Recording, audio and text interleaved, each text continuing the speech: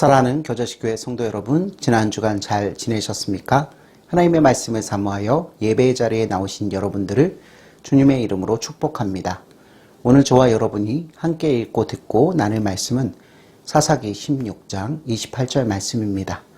사사기 16장 28절 말씀은 개역개정판 성경 구약편 390페이지 즈음에 나와 있습니다. 다 찾으신 줄로 알고 제가 하나님의 말씀을 봉독합니다. 삼손이 여호와께 부르짖어 이르되 주 여호와여 구하옵나니 나를 생각하옵소서. 하나님이여 구하옵나니 이번만 나를 강하게 하사 나의 두 눈을 뺀 블레셋 사람에게 원수를 단번에 갖게 하옵소서 하고. 아멘. 사랑하는 성도 여러분, 우리는 지난 시간에 두 눈이 빠지고 연자맷돌을 돌리는 삼손이 하나님의 회복하심을 믿고 하나님께 최후 기도를 드리는 장면을 유심히 살펴보았습니다. 그러면서 저와 여러분들은 우리가 갖고 있는 기도에 관한 여러 가지 생각들을 정리해 볼 필요성을 느끼게 되었습니다. 그래서 오늘은 이미 말씀드린 것과 같이 응답받는 기도는 어떤 것이라는 제목으로 말씀을 나누어 보도록 하겠습니다. 성도 여러분, 먼저 저는 소위 응답받는 기도가 반드시 올바른 기도는 아닐 수 있다는 점을 분명히 말씀드리고 싶습니다. 일반적으로 기도에 대한 책들이나 가르침에서는 올바른 기도를 항상 먼저 강조합니다.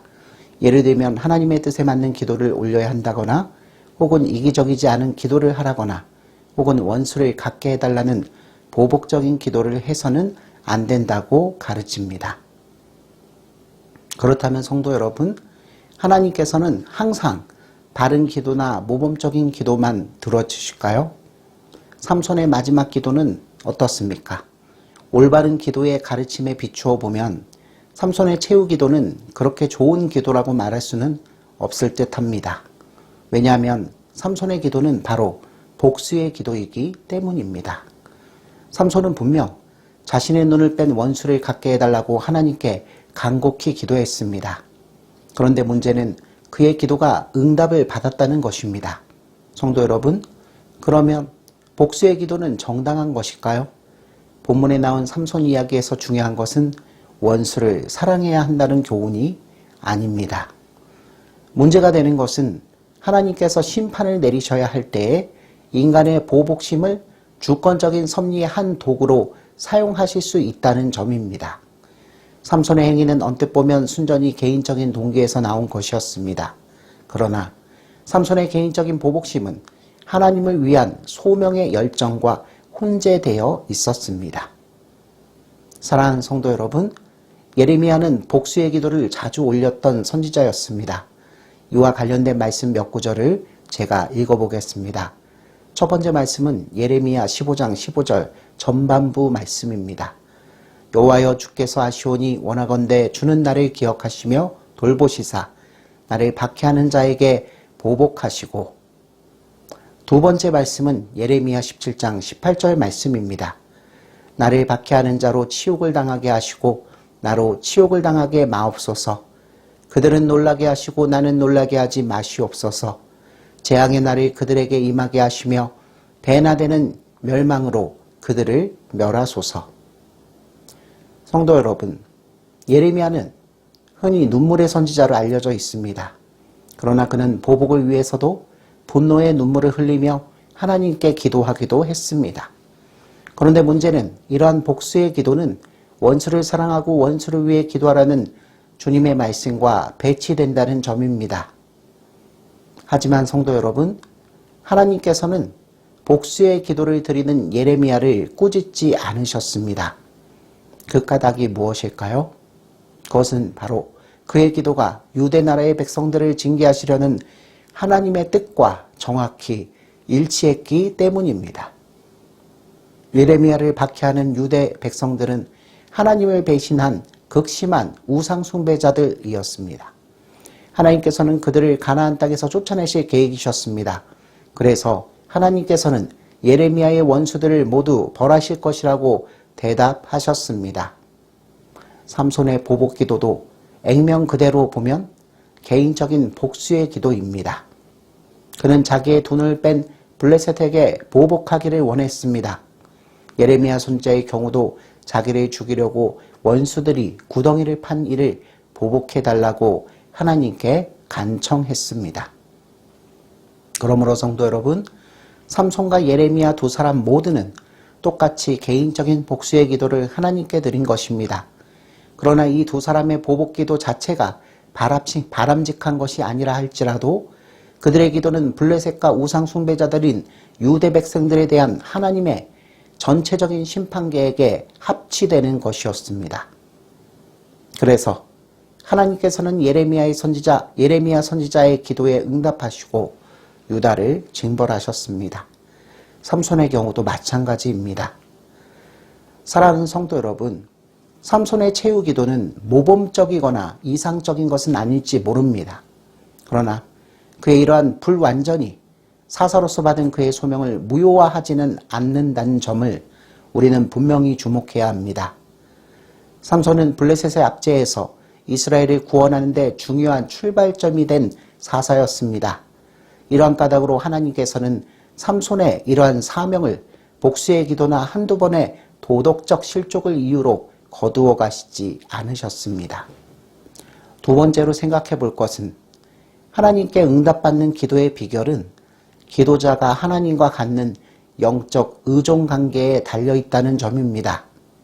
성도 여러분, 삼손의 기도가 완벽하고 흠이 없었기 때문에 응답을 받은 것이 아니었습니다.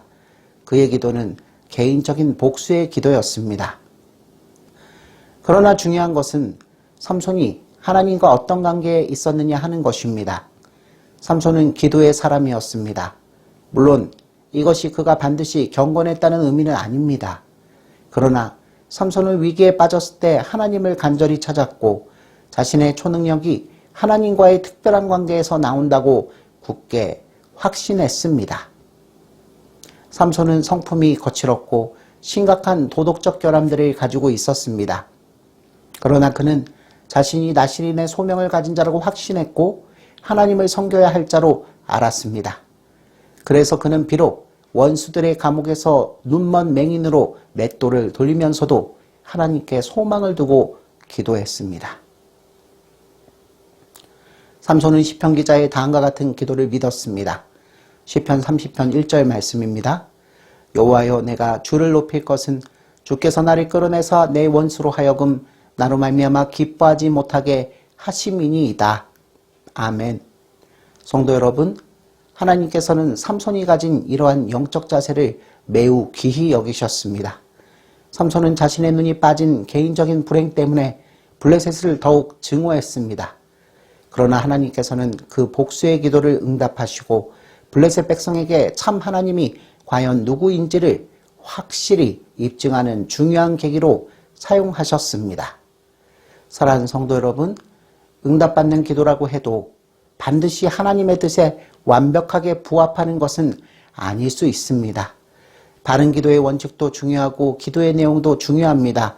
그러나 이보다 더 중요한 것은 기도자와 하나님과의 개인적인 관계입니다. 비록 기도하는 사람이 성경을 잘 모르고 신학적 지식이 부족해도 하나님께 굳은 믿음으로 드리는 기도를 하나님께서는 매우 귀히 여기십니다. 우리는 다른 사람들의 기도를 부정적으로 판단하기 쉽습니다. 그러나 나보다 성경을 잘 모르고 하나님을 알지 못하는 듯한 성도가 내 귀에 거슬리는 언짢은 기도를 하는데도 하나님께서는 곧잘 응답하시는 것을 보고 놀랄 때가 있습니다. 그러나 바른 기도냐 아니냐 하는 것보다 기도자가 하나님과의 신뢰의 관계를 맺고 있느냐 하는 것이 더욱 중요하다는 점을 저와 여러분들은 명심해야 할 것입니다. 셋째로, 정확하고 완벽한 기도만 하나님께 드리려고 하면 기도가 너무나 어려워집니다.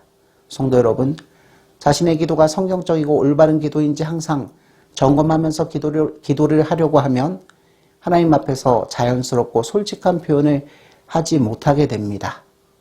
기도는 시험지에 정답을 쓰는 것과는 다릅니다. 정답에 신경을 쓰다 보면 냉랭하고 교과서적인 기도가 되기 쉽습니다. 능력 있는 기도가 반드시 정확한 기도가 아닙니다. 물론 바른 기도에 대해 저와 여러분들은 자기 자신을 반성해 보아야 합니다. 아무런 생각 없이 중얼대는 기도나 마음이 없는 기도, 그리고 하나님의 성품과 배치되는 기도들은 반드시 삼가야 합니다.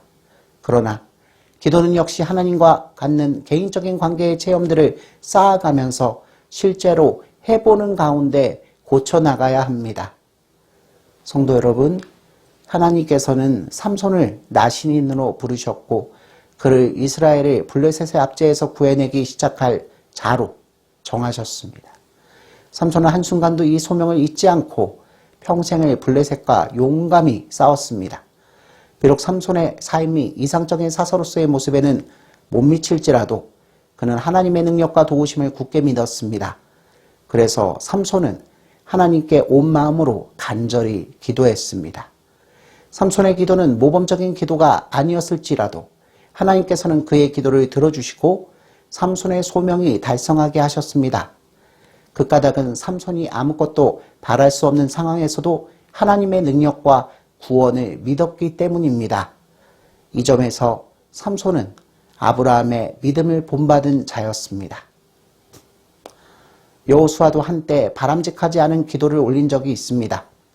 그는 이스라엘 백성이 아이성을 치려다가 패하자 하나님을 원망하며 항의했습니다.